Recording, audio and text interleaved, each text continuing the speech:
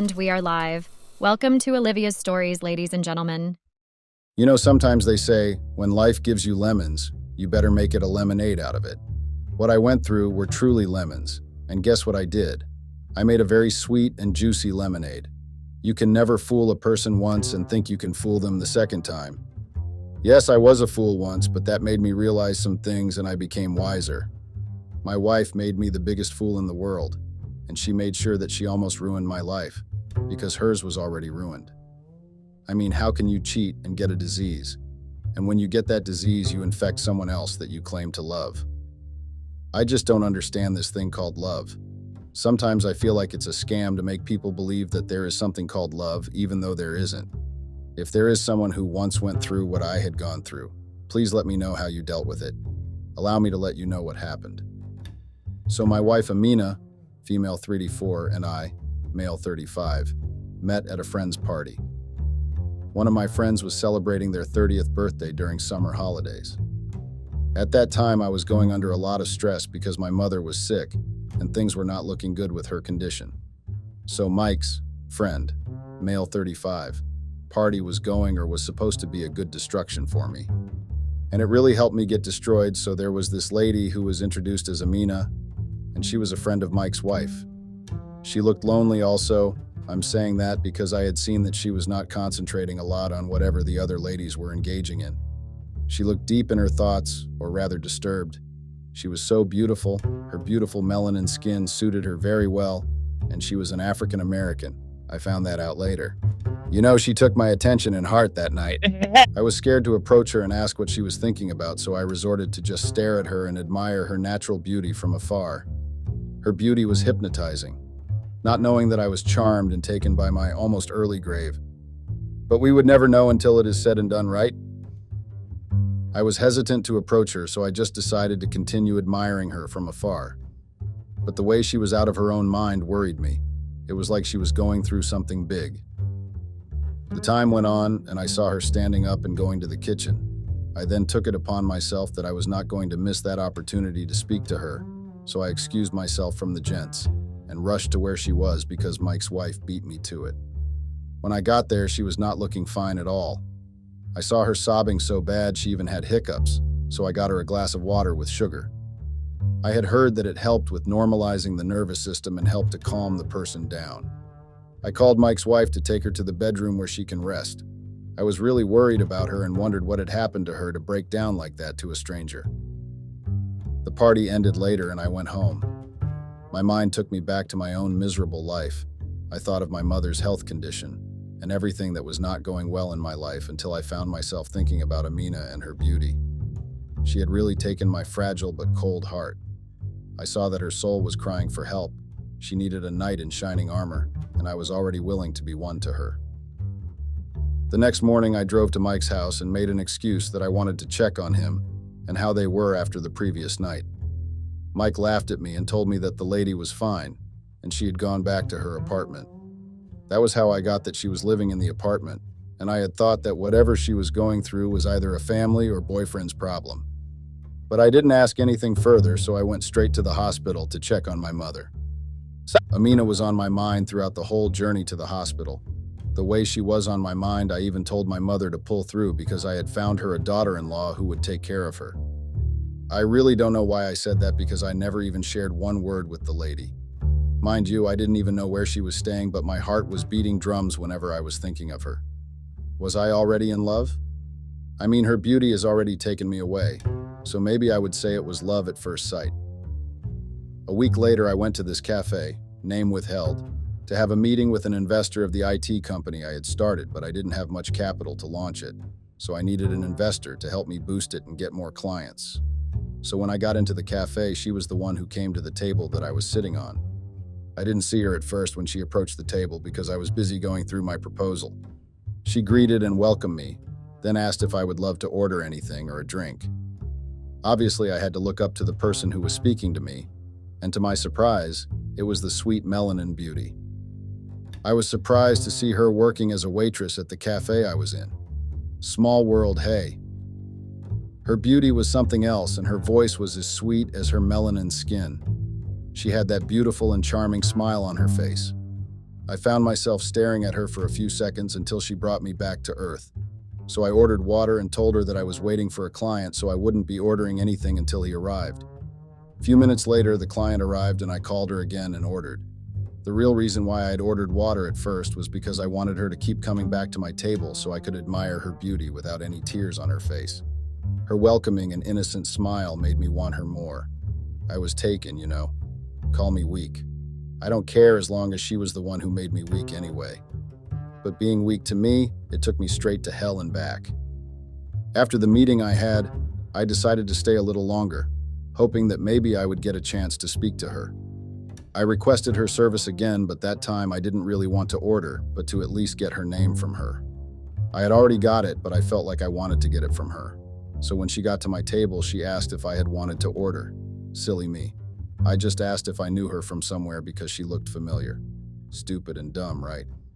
But what would I have said because my heart was busy drumming outside my chest? Words ran out of my mouth.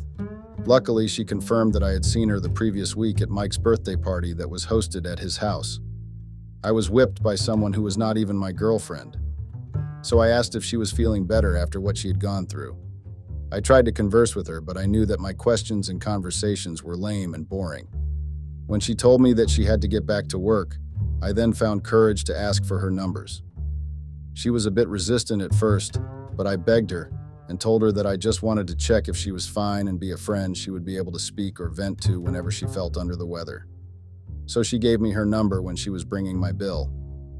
My heart was at ease. I was happy that the first step I had taken was successful. I spent 4 full days contemplating on whether to call her or text her. My palms were sweating whenever I would stare at her numbers. I was nervous. All of a sudden, I didn't know what to say to her. Words were failing me. I was a coward, right? She made me nervous and it shook me because I was not the person who would suddenly lose words. Yes, I once had a fiancé, well, a high school sweetheart. I loved her, you know, and she betrayed me in the most painful way. She got involved, or let me say she got into a relationship with my brother-in-law and messed up my sister's relationship to a point that my sister was extremely hurt and took her own life. Ever since then, I stopped using and practicing the word love because it took away my sister and my mother became miserable, which led to her health being in jeopardy. A week later, I went to the cafe again, hoping to see her so I would explain why I never called or texted her. Unfortunately, she was off duty that day, so I had to call her to check how she was. Later that day, I decided to put my nervousness and fears aside and called her. She answered her phone. I tried talking to her, but she told me that she was going to speak with me later. She sounded a bit off, like she was afraid of something because she was whispering. Some of the words she had said, I couldn't hear them clearly, and when I asked if she was okay, she dropped her phone. That got me worried about her. My conscience kept telling me that she was going through something and she was scared to speak. My mind just rushed to another dimension. There was only one thing that would make a person speak like that, and it is when a person is in trouble or threatened. Worst part, I didn't even know her apartment address, meaning if I wanted to help her. I had to call Mike and ask for Amina's address from his wife, which was not going to be easy, so I had to explain myself first, which was something I didn't want. I ended up calling Mike and asked him for the address to avoid 21 questions from his wife. He also refused to help, and my hope of helping her went down the drain just like that. I tried tracking her phone using her number, but it was off and nothing was showing. I was really worried about her well-being and her safety. I got scared of losing her because women were murdered each and every day in this world, so my thoughts were running too wild. Another week passed, and I received a call from Amina. It was surprising because she had been quiet since the first and last call I had made to her, and Mike's wife didn't get back to me when she went to check on her. I was relieved when I got her call. She assured me that she was fine. I was not convinced though, so I asked to see her to ensure that she was really okay. Luckily, she agreed and set a date to see her. The day that she had set came. We were going to meet at a nearby restaurant. Her beauty was the first thing that I saw when she appeared. I couldn't get enough of her beauty. God really took his own precious time when he was creating her. Another thing that I had noticed about her was that she was a very calm person. She was not those loud and forward girls that stay in Chicago. I loved her calm personality.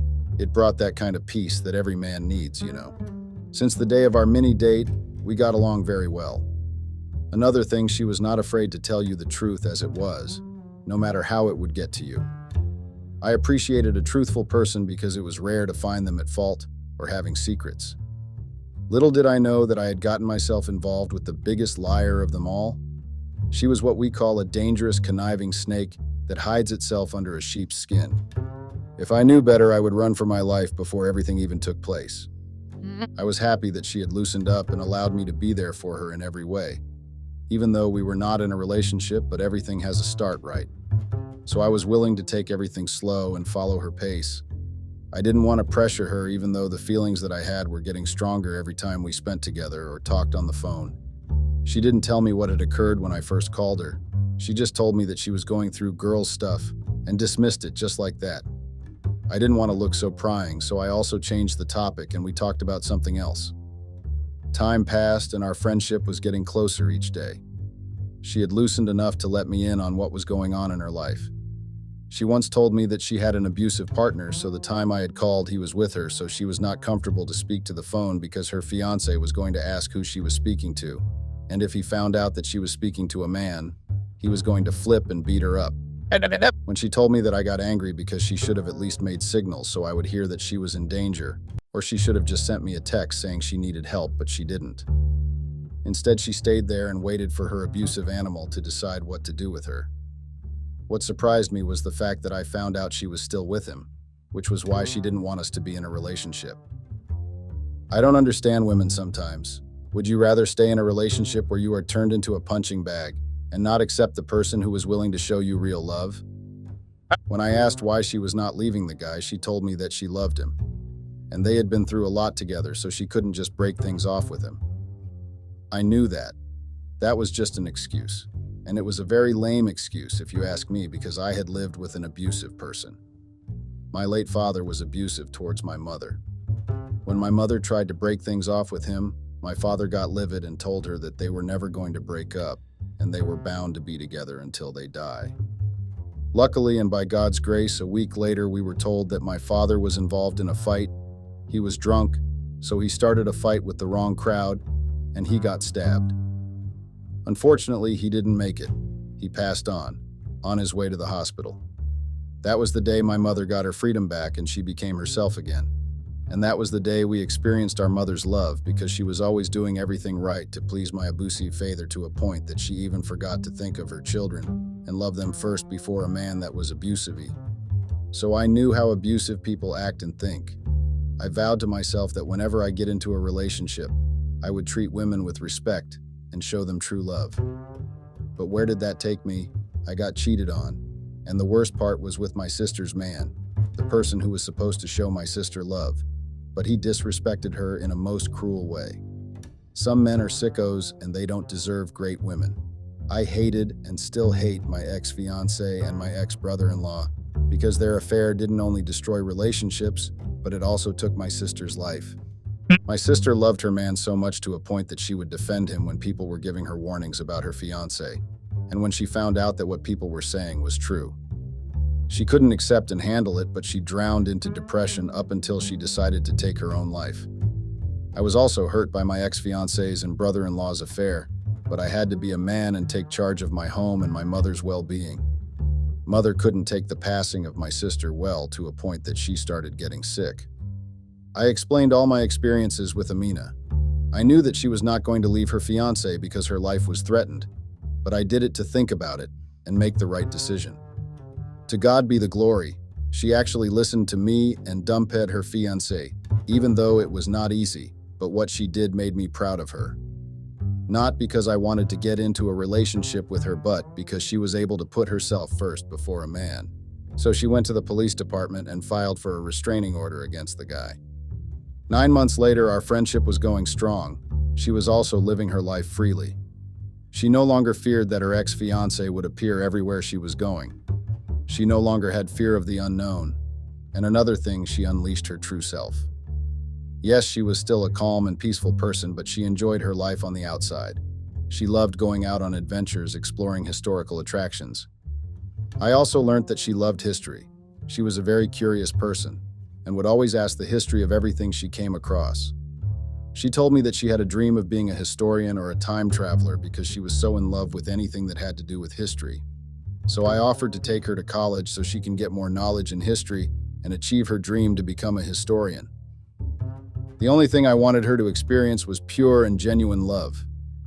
I wanted her to be free and not think that every man wants to control her like how her fiancé did. She was somehow reluctant to take my offer, but I assured her that she had nothing to lose, and she should let go of what her ex had done. As much as it was not going to be easy, she had to beg herself to be better and move on. I just couldn't believe how Mike and his wife would not help Amina when they knew that she was being abused. I was really disappointed at Mike for real. I had thought he was a man, but clearly he was not. So I broke off our friendship. I couldn't continue being friends with someone who vouched and tolerated women abuse. That was not the kind of friendship I wanted to be in. Anyway, a year ended with me and Amina being friends. She had accepted my offer, and I was happy that she had taken the right decision. So the following year she got enrolled in college, and I was paying, obviously. As long as she was chasing her dream, I was happy. Few months passed, the love relationship was formed, and one thing I remember is that it was her birthday, so I had made a surprise dinner for her. Well, she had moved in with me the day she was a free girl. Her and my mother got along very well. Mother would say that she reminded her of Stacy, my sister. So she moved in with me because her abusive criminal was the one who owned the apartment she was living in. That time she had a class in college, so she was not home, which gave me enough time to prepare for her surprise birthday dinner. It was going to be just the three of us, which was my mother, her, and I. Mother would always ask why I was not in a relationship with Amina because she loved her for me. I then decided that on that day I was going to confess my feelings for her. So when she came back later, we had a very nice, intimate dinner, and Mother excused herself, which gave me a chance to tell her how I felt. My palms were sweating. I kept rubbing them, praying that she would not reject my proposal. So I managed to put on my big boy shoes and brave face, then I told her how I felt. She went mute for a moment. Mind you, that time my knees were shaking. My mind was regretting my actions, while my heart was relieved that I had taken out one thing that was weighing on me for the whole year. So when she came back to her senses, she told me that she was not expecting my confession, so I took her by surprise. I already knew that, but I needed just one answer, and that answer was if she was agreeing to be my girlfriend or not. One thing about me that people do not know is that I am a very impatient man when I have to, and what Amina was doing was adding to my impatience. So I decided to give her time to think things through, even though my heart needed an immediate answer, but I couldn't rush her. You know. The following day, when I was preparing for work, she came to me and told me that she was accepting my proposal. Mind you, my mind had already thought and accepted that she had rejected me. She also confessed that she felt the same way as I was, and it had been a while since she felt the way she felt, but she couldn't tell me because she thought maybe I was taking her as her sister since she had moved in with me and my mother. From then, our relationship was formed and my heart was at ease. I respected my consciousness because it kept telling me that as much as I loved the girl, I should not put all my nails to it and leave a space for disappointment because we would never know how tomorrow may be and what it may bring. But I didn't listen to it and went ahead with giving all my heart and soul to the relationship only for it to almost ruin me. I had no doubts about confessing my love to her. I was free, you know. I became free and forgot to leave the space for disappointments. You know, when a relationship is still at the beginning phase, some call it a honeymoon phase, it is hard to take any advice or listen to your consciousness because you would be head over heels in the new formed relationship and nothing else mattered. Not knowing that I was actually digging my own shallow grave. A year into our relationship, I decided to take things on another level. I mean, I love this lady. She brought the best out of me, and she became my best friend and my pillar. Well, I won't say she was my strength because my mother was there for that. I was ready to build my life with her and to make an honest person out of her. I wanted her to grow my family name, you know, and bear me children that would continue with the empire I had started building. My IT company was going well. Everything was running and going smoothly. I was pretty proud of myself and the achievement I had made. I even managed to take my mother out of Chicago, and we moved to North Carolina to have a fresh start and live in a peaceful neighborhood. We were a happy family of 3 people. Well, I do not know any relatives or extended family because my mother never mentions them when she talks, or even when I ask. She would always dismiss the topic and move on to another one. We tried getting it out of her, but she was not giving in. so we also gave up because it was clear that she wanted nothing to do with them. We had to respect her decisions. Surely something big had happened between her and her family, so maybe if we pushed hard, she would have ended up getting angry, and that is not what I wanted, to see my mother angry or sad. I always want to see her happy, peaceful, and smiling. Her happiness was my priority, so I would always make sure to avoid doing or saying something that would ruin her happy and peaceful moments. Anyway, I proposed to Amina, and obviously she said yes. We had decided to start planning for our wedding in 9 months because she was busy at school, traveling and visiting historical sites. I respected her decision even though I wanted to marry her the same day I had proposed to her. I mean, she didn't have any family members. She once told me that her extended family had disowned her after her grandmother had passed on, and she didn't know her parents. She never heard anything about them. 9 months passed and she was available to start with the wedding preparations. She came with the decision that our wedding would take place in 6 months because she didn't need any pressure of planning. She needed all the time so she could get everything she needed. I tried complaining about that, but my mother told me that every woman wants perfection when planning their big day, so I had to be patient and follow her lead, so I obliged. During the planning of the wedding, she was going out a lot. Apparently, she had got friends at the college, so they were helping her in planning. The only thing I had contributed in the planning was capital. It was her and her newly found friends that I didn't even know about or know their name. My conscience kept telling me that something was smelling fishy and I had to pay attention to everything. My IT mind took control, and I started bugging her phone because she was also acting strange. When I talked to my mother about it, she told me that it may be the wedding nerves because a month had already passed of Amina planning the wedding. I didn't understand why she didn't want us to hire a planner because it's every woman's dream to get a planner for their wedding. Or am I wrong? She was too obsessed with the wedding planning, or maybe that was what I thought. So I was busy tracking her phone's coordinates. I found out that she was spending a lot of time in one hotel in South Carolina. I got confused on what she was doing in South Carolina because there were boutiques and everything she needed here in North Carolina. That raised an eyebrow because she was no longer traveling to those historical sites that she was visiting to study. So one day she came back from the same hotel, because that was what my computer was telling me. I asked where she was coming from. She told me that she was looking for a wedding dress, so she went to South Carolina because she didn't get the dress she liked around here. I didn't understand and believe her explanation because there was no dress that was being sold in a hotel in South Carolina. My suspicions grew more. My consciousness was telling me that she was cheating, and I had to find out who she was cheating with instead of planning for our wedding. A piece of me wanted to call off the whole thing and let her go. So 4 months before our wedding, she started coming back to being the Amina I fell in love with. We would spend most of our free time together, going through how we wanted our wedding to be like. We were in love again. Well, that was what I had thought, but nope, the girl had an agenda. So one night I came back from work later than usual, so I couldn't join her and my mother for dinner.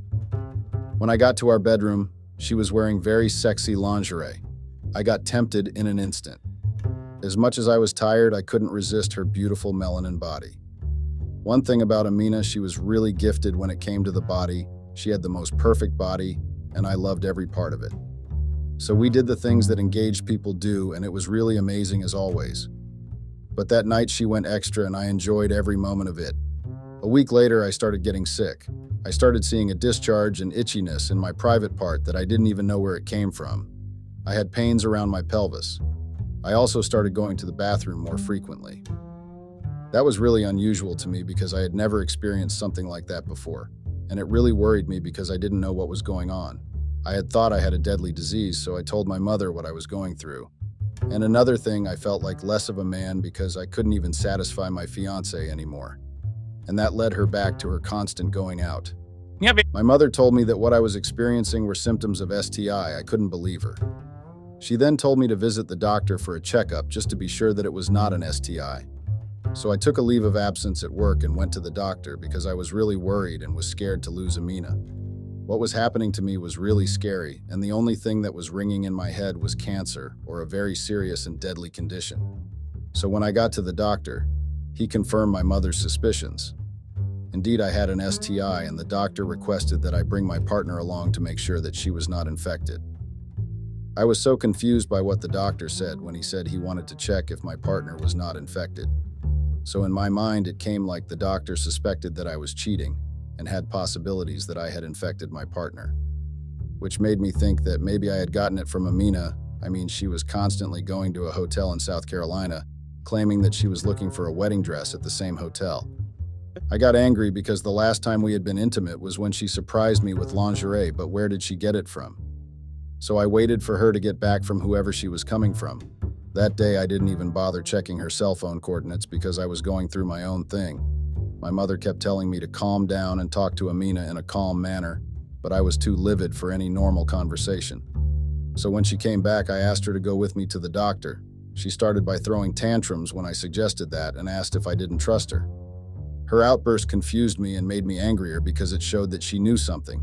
So I asked her politely about her whereabouts and told her not to think of lying to me. Then she told me the most shocking thing ever. She revealed that she had gotten back with her abusive ex-fiancé, and she had been spending most of her time in a hotel in South Carolina with him. She started apologizing about that and told me that she was scared to tell me that she had an STI, so she slept with me that day because she wanted to put a blame on me and make me look like I was the cheater. I couldn't believe my ears. I had thought maybe I had heard wrong, but no, the bitch had the nerve to tell me that. I couldn't control myself. I found myself straggling her on our bed until my mother burst into our bedroom and begged me to stop.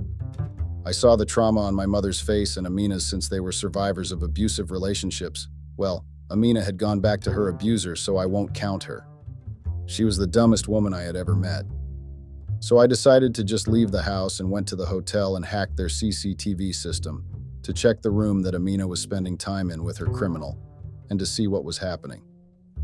When I got it, I watched the videos of them getting all kinky on each other. My blood boiled, so I created fake accounts on social media and posted the videos online. I was hurt, angry, disappointed, and impetuous. I wanted to destroy her life just like how she did with mine. She was selfish to infect me with her infection, and she thought I was not going to find out. The videos started trending and I broke things off with her. My mother was really hurt because she had taken her as a daughter, but she disappointed her. I told her to leave, and I was glad that she was earning her own money, so there was nothing that was going to connect me with her anymore. I hated her, and I still do. What she did was the most cruel thing a person could do to another person. She kept apologizing, but I was not going to forgive her. I got help and treated the infection. Luckily, it had not spread or got serious, so I followed all the doctor's instructions and vowed to myself that I would never get involved with a woman. Not after what I had been through. After the videos trended, I heard that the criminal abuser was actually a wanted suspect, so somehow the videos I linked helped the police department to catch him. It was difficult having to end things with the person I loved and shared my all with, but I had to think of myself first, and I couldn't leave my mother alone. I am too young to die. Guys, do you think I handled things better or I was a bit harsh for putting my ex-fiancé's dirty laundry for the world to see? Please advise me.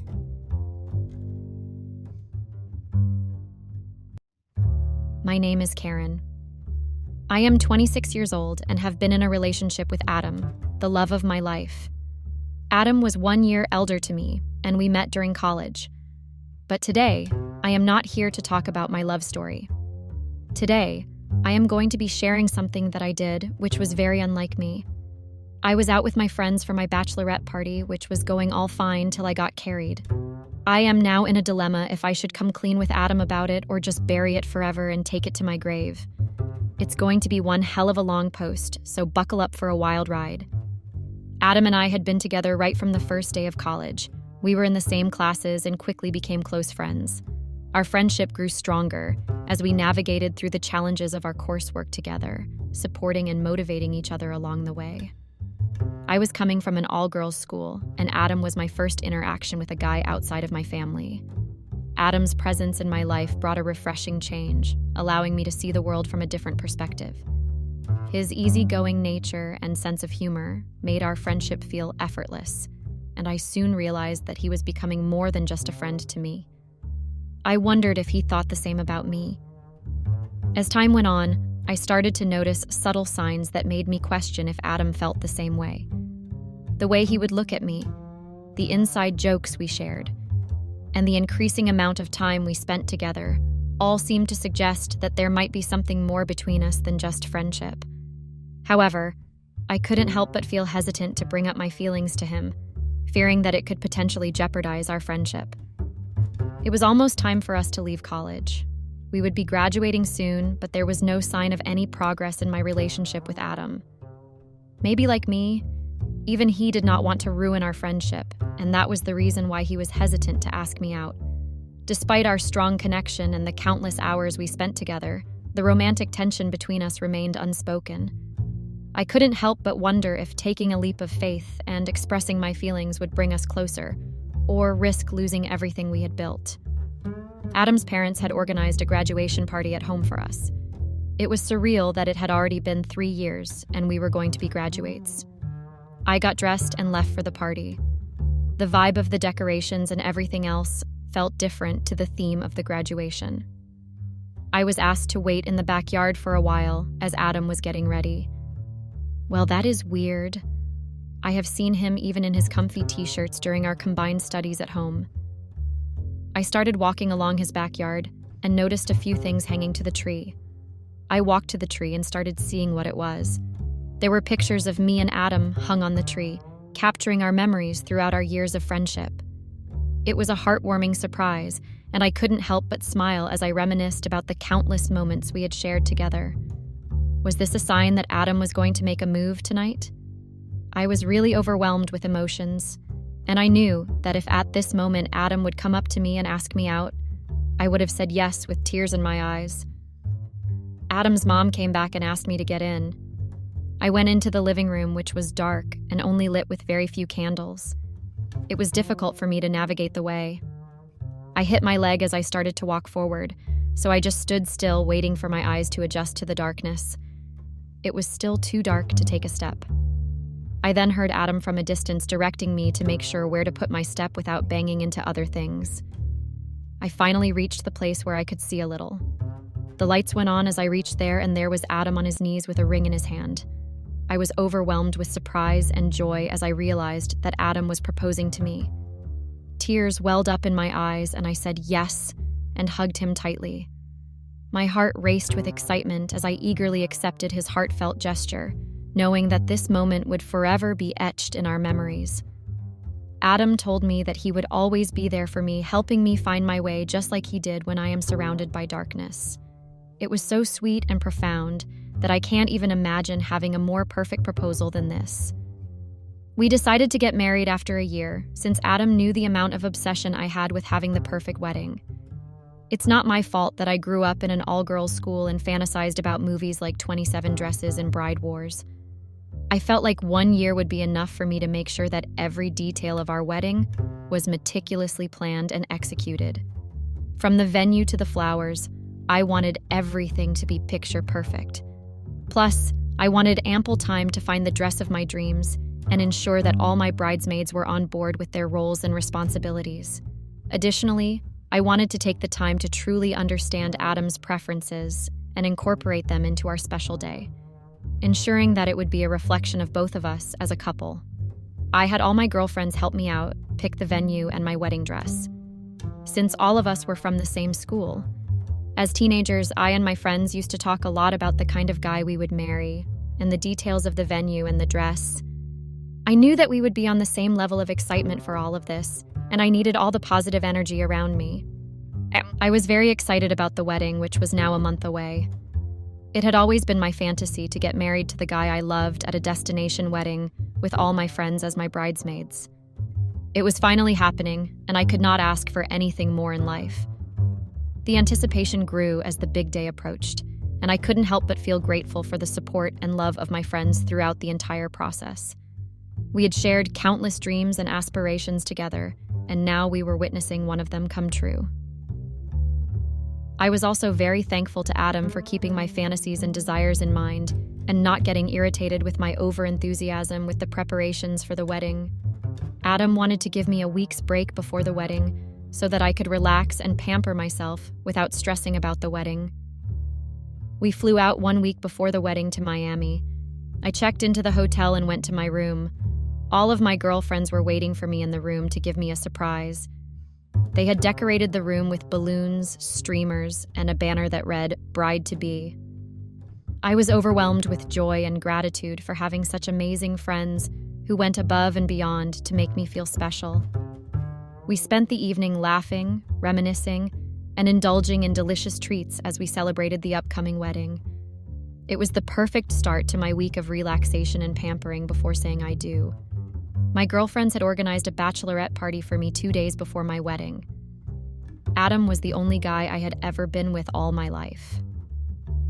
On the way to the club, my friends kept making fun of me for not trying to experiment or even try to consider having a little bit of experience with other guys before I decided to tie the knot. I always felt that I had been lucky that Adam was my first boyfriend, and I knew that he would never disappoint me. I did not have the need to find any other guys as he had everything that I wanted in the man I would be marrying. I was confident in my decision to marry Adam, as our relationship had always been fulfilling and loving. However, as my wedding day approached, a small part of me wondered what it would be like to have experienced other relationships. Nonetheless, I knew deep down that Adam was the one for me, and that our love was strong enough to withstand any doubts or curiosity. I trusted my instincts and believed that true love doesn't require comparison or exploration. The comments from my friends did make me wonder if I was missing out on something. Nonetheless, my unwavering love and satisfaction for Adam reassured me that I had made the right choice. The party was at a club that my friends had shortlisted, as it had the best bar and the perfect music. There were lots of drinks, and the music was just right. My friends wanted me to let go, as this would be the last time I would be able to have fun without thinking about the consequences. Initially, I was a little hesitant, but I felt a little bad for being a spoilsport, as they had put so much effort for me to have fun. So I decided that I should agree to their demands and have a little fun just for today. I ordered a round of tequila shots for everyone as a sign that I was agreeing to what they had planned for me. As the night went on, the atmosphere became more lively and carefree. The laughter and cheers filled the air, creating a sense of liberation. I let go of my worries and embraced the moment, realizing that sometimes it's important to indulge in spontaneous experiences without overthinking about the consequences. I wanted to show my friends that I could be fun and crazy and not be stuck up all the time. We went to the bar, and I ordered another round of shorts. As I was on my last shot, I felt a pair of unfamiliar hands on my back. I turned around and saw that it was a male stripper. I had asked my friends not to plan something wild and crazy like this. But my friends, being my friends, of course, did not listen to anything that I told them. The male stripper held my hand and took me to the dance floor. He started his sexy moves, trying to impress me. I decided to act as if I was enjoying myself and danced along with him.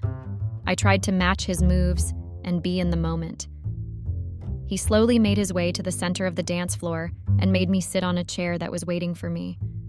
There was a spotlight on the chair, and everybody around me started cheering for me to take the seat.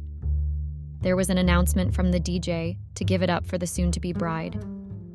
I did not want to ruin the fun, so I went ahead and took the spot I was supposed to. The stripper then started dancing around me and then gave me a lap dance. I was feeling all kinds of things in my stomach that I wasn't sure if it was because of the drinks or the lap dance. I told my friends that I needed some air and got out of the club. I puked everything that I had been drinking and was feeling much better. I went back inside and made my way to the bar. I was trying to ask for some water, but the bartender was too busy to even look in my direction. He was busy flirting with another girl. I was about to give up when I noticed a bottle of water placed beside me. I felt very unsure, as it might have been spiked. To my surprise, it was unsealed, so I opened it and drank. I was feeling so good after hydrating myself. I noticed that the guy on my right was looking at me with a smile plastered on his face. I gave him a very annoying look, as I knew guys always thought that it was easy to pick up girls at a bar. He said that usually in such situations people say thank you. I was not interested in talking to him and was about to go back to my friends when he asked if he could get his water back. I felt embarrassed that he was trying to help me, and here I was being very mean to him. I told him that I was sorry and I could make up for it. He said there was something I could do to make up for this mistake. I was genuinely feeling bad for judging him too quickly, so I agreed to make up for it. He asked me if I could spend some time with him and act as his girlfriend in front of his friends who were at the dance floor. I wasn't sure if he was making up stories just to get talking to me or he was really serious. I decided to see for myself and that it would be okay if it was true. I would just be helping someone in need. I agreed, and we went with him to the dance floor holding each other's hands. He pulled me by my hand and took me to where his friends were. He introduced me as his girlfriend, but nobody would believe him. They said that the only way they could believe that I was his girlfriend was if we kissed each other. At this point, things were getting really awkward, and it would be absurd for me to do something like kissing a stranger so spontaneously. I was trying my best to think of a way to get out of this situation, then even before I could realize, he kissed me. It was a very passionate and electrifying kiss. I could not stop myself from reciprocating it. I almost forgot that I did not know him. He looked at all his friends and told them if they would believe it now. They all looked satisfied that I was indeed his girlfriend. He excused us from them and said we were going to the bar for a few more drinks. He kept apologizing profusely for what he did back there, as he had no choice. He had to make sure that his friends stopped making fun of him for not having a girlfriend. I told him that it was not okay, but I understood where he was coming from. We ordered a few drinks, and he told me that it was on him for what he did just now. I wanted to refuse, but he was insistent. The DJ started playing one of my favorite songs, and I pulled him to the dance floor. We started dancing, and I'm not sure if it was the alcohol or the kiss that took over me.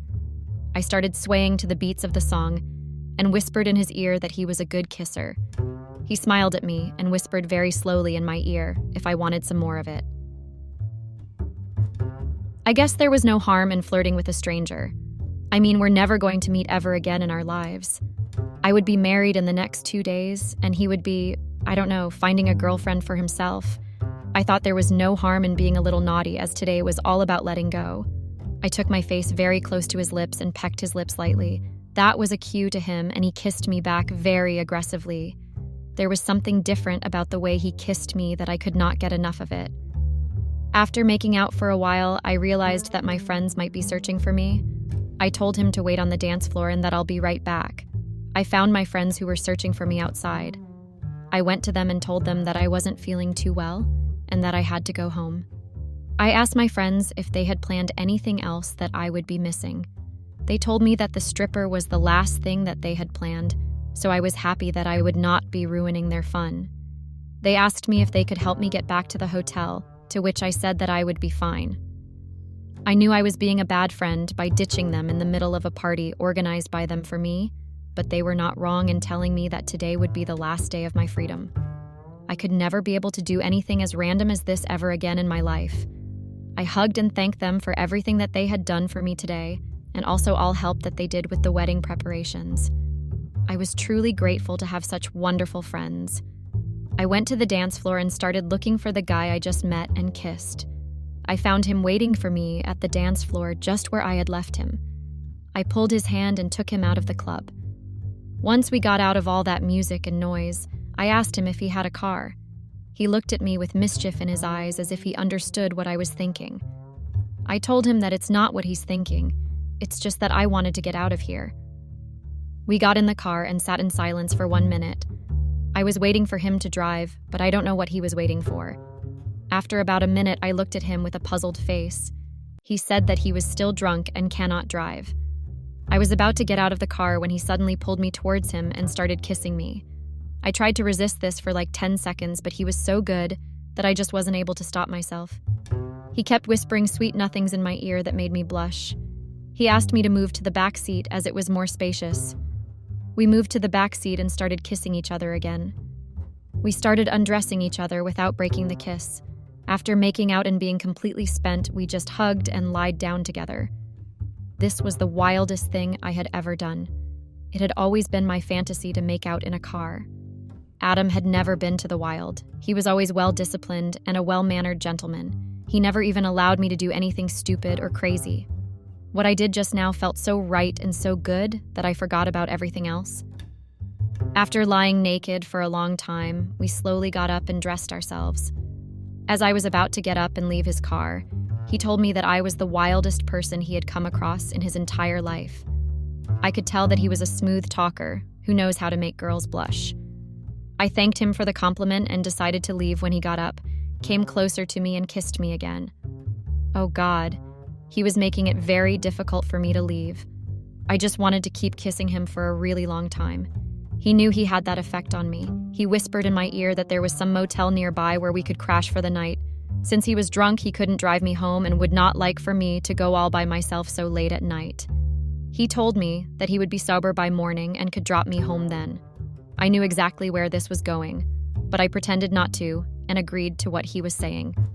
This was probably the last time I would be meeting him, as I really wanted to make the most out of tonight's situation. For me, it was like a sign from God to forget everything and enjoy it to the fullest. So we went to the motel and got out of the car and walked towards the room. We booked a room at the motel for the entire night. On our way to the motel, we bought a few bottles of beer to enjoy the night. We sat on the bed and there was an awkward silence. I decided to break the silence by opening a can of beer. I passed a can to the guy and we started drinking. I know that being sober would not help me to continue this. As we drank, we became a little more relaxed and started kissing each other. I could see that both of us would be blaming the alcohol in the morning for whatever happens tonight. We started making out again on the bed, which was much more spacious than the backseat of the car, to be very honest. I was enjoying the bed much better, as it had more room to access a lot of parts that I previously couldn't. We were making love and touching each other everywhere and moaning loudly. After some time, we got tired and just lied on the bed. I could not remember the last time I had so much fun having sex with Adam. I woke up the next morning to the sound of my alarm blaring in the room. I tried to find my phone, but everything looked so different and so new that I did not realize where I was.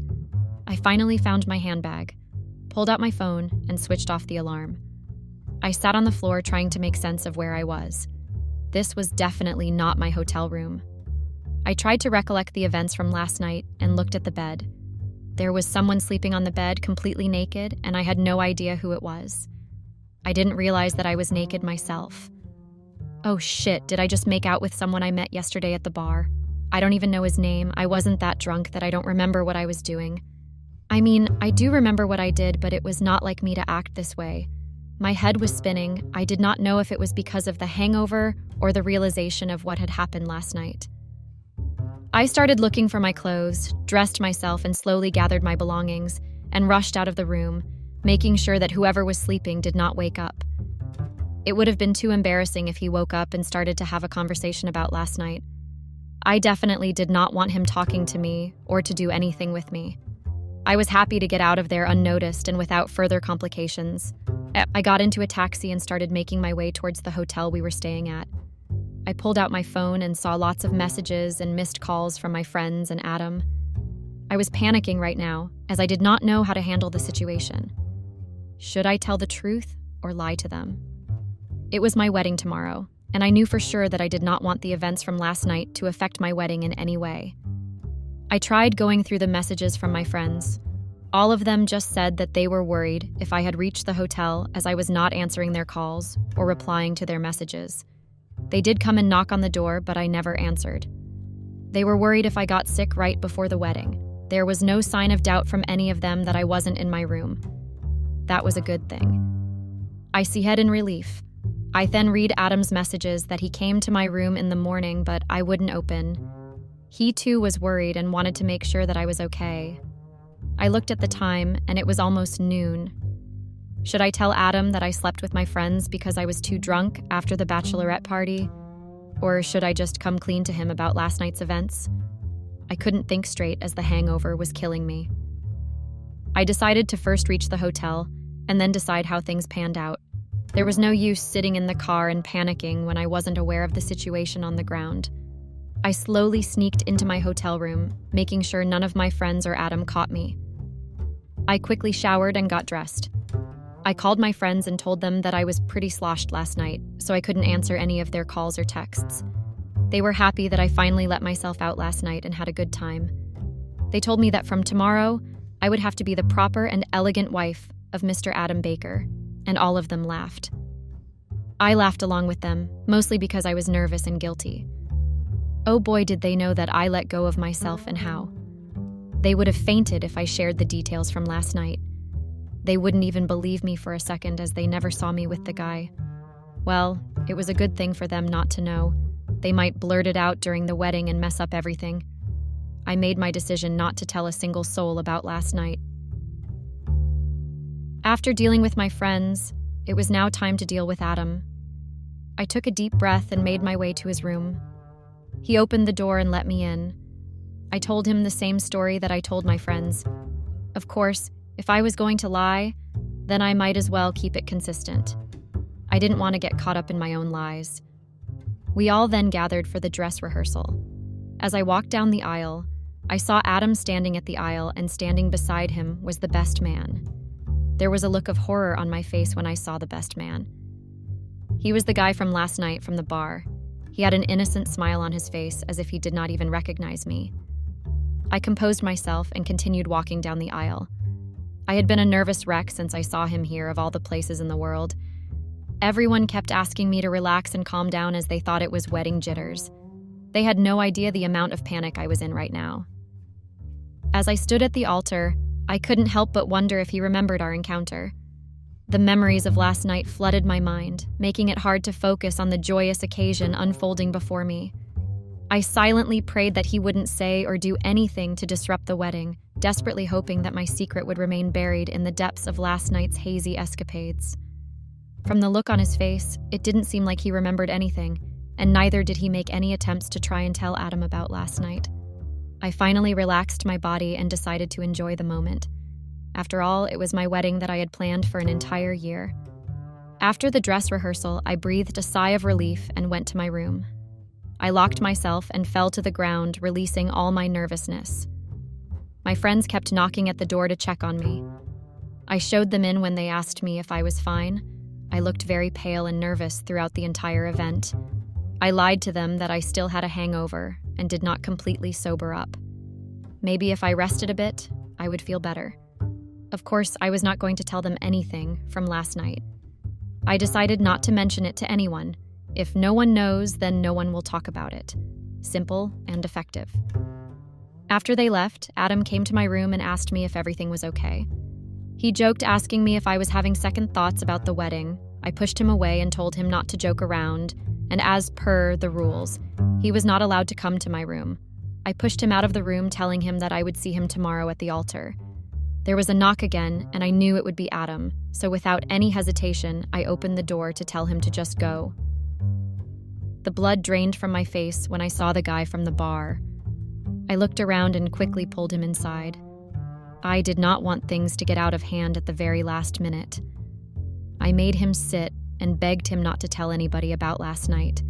I explained that it was a mistake and that I was engaged to Adam and it was my bachelorette last night. Desperation filled my voice as I promised to make it up to him somehow, pleading for his understanding. The guy from the bar seemed taken aback by my sincerity, his expressions softening as he listened. Hoping he would keep my secret, I anxiously awaited his response, praying that he would agree to remain silent about our encounter. After a minute, he told me that he had known Adam since childhood. He was also Adam's best man tomorrow in the wedding. I was half relieved that maybe he would not open his mouth about this if he cared about his friendship with Adam.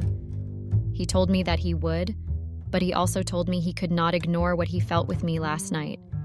He kept pressing me, asking if I had not felt the same chemistry and sparks that he did. I could not deny the fact that there were definitely sparks last night, but it could also have been because of the alcohol. I hesitated for a moment, unsure of how to respond. The connection we shared was undeniable, but I couldn't ignore the potential consequences it could have on my wedding day. I told him that I truly loved Adam and would do anything that I could to make sure that our wedding goes smoothly without any complications. He said that then there was nothing else he could do if I had made my decision. He would have to agree to my wishes.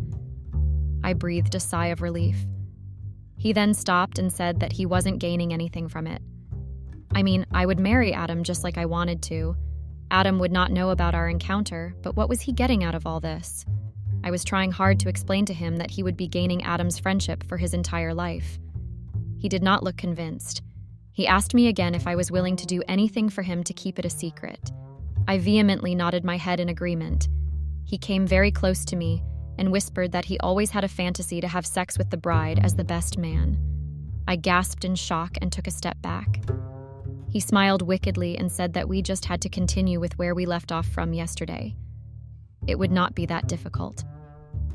He also added that he was a little too drunk to enjoy last night, and it was a good thing that he was sober now. He said that this was the only way, or else he would be going straight to Adam's room after this. I felt like I had been pushed to a wall and had no choice. I made him promise not to tell Adam about any of it. I reluctantly agreed to his demand. He came towards me, and we passionately started kissing each other. To my surprise, I knew that he was blackmailing me into doing this, but I was actually enjoying it. He was a really good kisser. Within minutes, we undressed and were on the bed. We had wild sex, and now that I was in my senses, I could tell that this was by far the best sex I had so far. After we were done, I quickly covered myself and asked him to leave. I opened the door to make sure that there was no one around before asking him to step out. It was D-Day. I was all nervous and felt like I would cry even if the slightest thing went wrong. Everyone kept telling me that I looked very pretty all dressed up. My mind was thinking, what would Adam be doing, and would his best man keep his promise? Every time someone would come up with an update, I would jump expecting that it could be the news of the wedding being called off. It was finally time for me to walk to the altar. I could see Adam well-groomed and with his best smile looking at me, and then my eyes looked at his best man, who winked and gave me a wicked smile. I decided to focus entirely on Adam as it was our big day, and I did not want anyone to ruin it for us. We took our vows and finally were pronounced husband and wife. Hey you all, I ask you for your advice on what I should do going forward. It is now 1 week since my wedding with Adam, but the guilt is killing me. I had no clue that a random night with a random stranger would change the course of my life. One day, he was a stranger, and the next day, he was my soon-to-be husband's best man. Life could not get any more complicated for me. Should I just admit everything that happened between me and the stranger to Adam? At least I can ask for forgiveness for my sins and promise that I would never ever let this happen again. Would that be enough? I don't want Adam to know from somewhere else about this, and I want to be the first person to break this news to him. Would I be risking my marriage, which is just a few days old, by telling him the entire truth from that night? Please, I really need you guys to advise me, as I am unable to make up my mind as to what to do next. What would be best for me, and also at the same time try to cause as little damage to my relationship with Adam? I am eagerly awaiting your opinions and thoughts.